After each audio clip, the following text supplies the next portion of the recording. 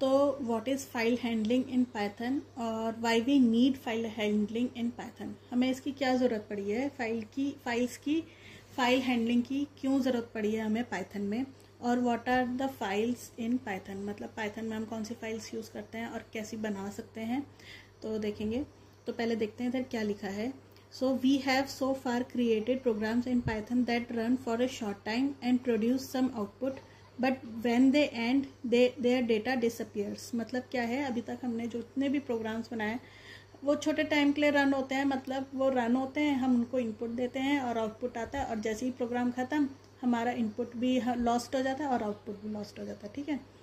This happens because the data entered inside primary memory that is RAM which is volatile temporary in nature, ठीक है। ऐसा क्यों होता है, क्योंकि जो डेटा हमने इनपुट दिया या आउटपुट लिया, वो जो भी देखो जो भी प्रोग्राम रन होता है वो किस में रन हो रहा है, वो आपके रैम में रन हो रहा है, primary memory that is volatile.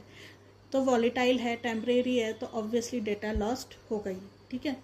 So if we want to store data that were input as well as generated output permanently, अगर मुझे वो डेटा सपोज करो मुझे 1000 नाइम्स एंटर कराना है, इनपुट कराना है किसी प्रोग्राम में पाइथन के, तो मैं एक एक नाम नहीं लिखूंगी, या फिर मेरे पास वो डेटा होना चाहिए, है ना, परमानेंटली होना चाहिए मेरे पास।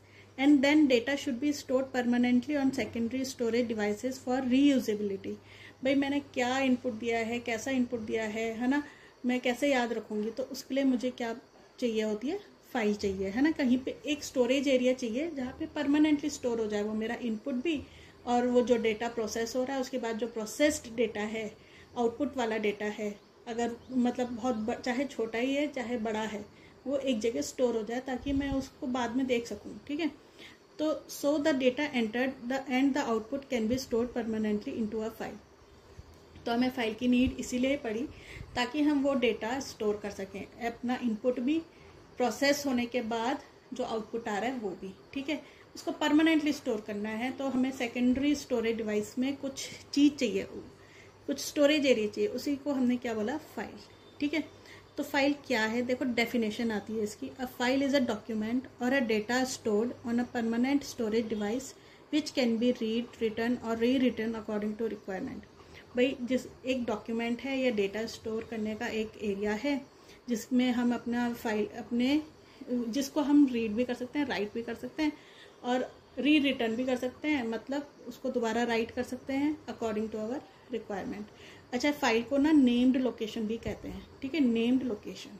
तो ये था आपका कि क्यों ज़रूरत है हमें फाइल की इन पाइथन।